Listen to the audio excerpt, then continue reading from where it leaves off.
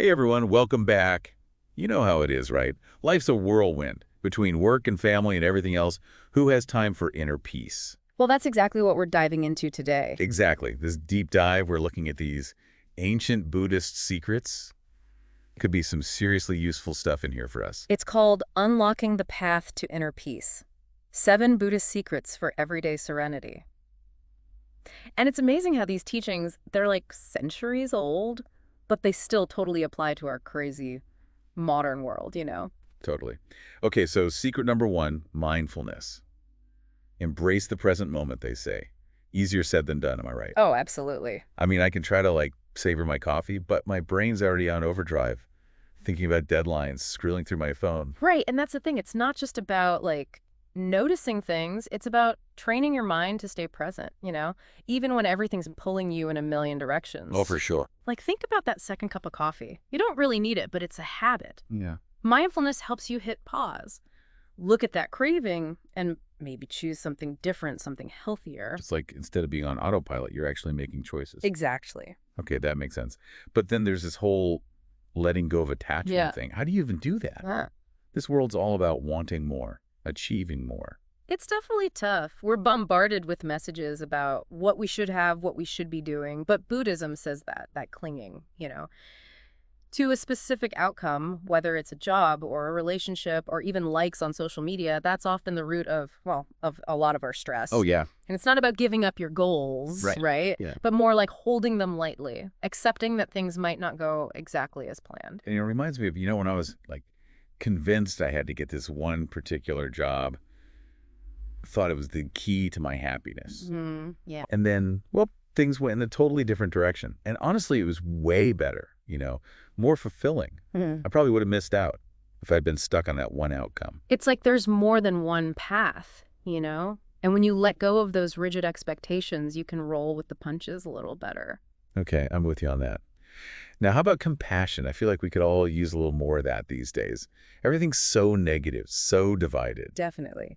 Compassion, they call it karuna. It's like a superpower against all that negativity. Yeah. Deep empathy and kindness, not just for people you agree with, but for everyone. Even for yourself. Especially for yourself. So it's more than just feeling bad for someone. Right. It's about wanting to ease their suffering, wanting to help. That's beautiful. But how do you actually do that in a world that feels so divided? Start by remembering that we're all human.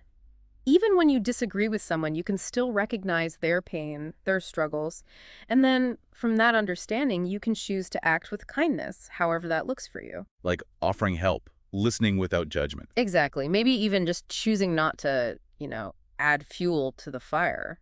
It's a good reminder. Even the smallest act of kindness can make a difference. Speaking of changing your perspective, there's this idea of acceptance and non-judgment. We all have that inner critic, right? Always labeling things as good or bad. Ugh, tell me about it. It's exhausting. It creates so much stress. But Buddhism says to approach everything with acceptance, to acknowledge your experiences without judging them. Yeah, and it's not about condoning bad behavior or just giving up when things are hard. It's more about observing your experiences with an open mind, being curious. So instead of losing it in a traffic jam, you could use that time to practice mindfulness, listen to a podcast. Perfect example. Or if it's raining, instead of getting grumpy, appreciate the coziness.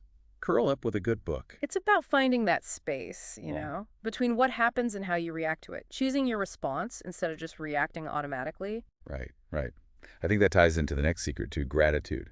It's such a simple thing, but so powerful. Gratitude can totally change your outlook. When you focus on what you have, even when things are tough, it shifts your perspective from scarcity to abundance.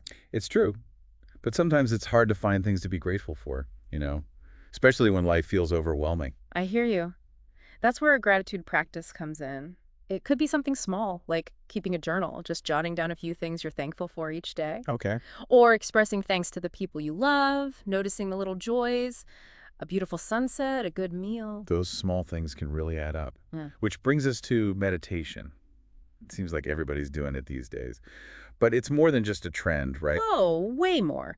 In Buddhism, it's a core practice for finding inner peace. It's about training your mind, calming all those racing thoughts, finding clarity and stillness. I've dabbled in meditation, and sometimes it feels More frustrating than peaceful. Like, my mind just won't shut up.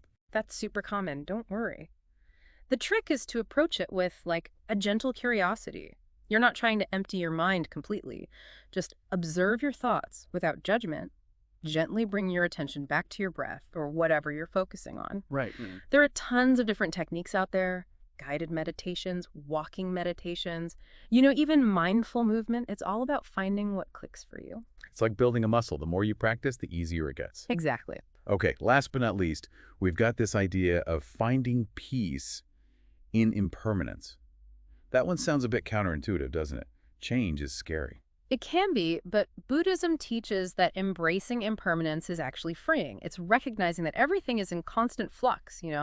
Our bodies, relationships, emotions, even our thoughts, they're all constantly changing. And when we resist that, it creates suffering. So when you accept that everything's temporary, you actually find more peace. It can be incredibly liberating. You can appreciate each moment for what it is without clinging to the past or worrying about the future. So instead of getting hung up on the end of a job or a relationship, you can see it as a space for something new to begin. Exactly. And that can be really powerful. Wow. This has been eye-opening. We've covered so much. Embracing the present moment, letting go of attachment, cultivating compassion, accepting and not judging, practicing gratitude, meditating, and finding peace in impermanence. Who knew there was so much wisdom packed into these 7 Buddhist secrets? They're not just ideas, though, right? They're things we can actually do, practices we can weave into our lives. Absolutely. So as we wrap up this deep dive, I'm curious, which of these secrets speaks to you the most? And how can you start incorporating it into your everyday life? Yeah, give it a try. See what happens. Thanks for listening, everybody. See you next time.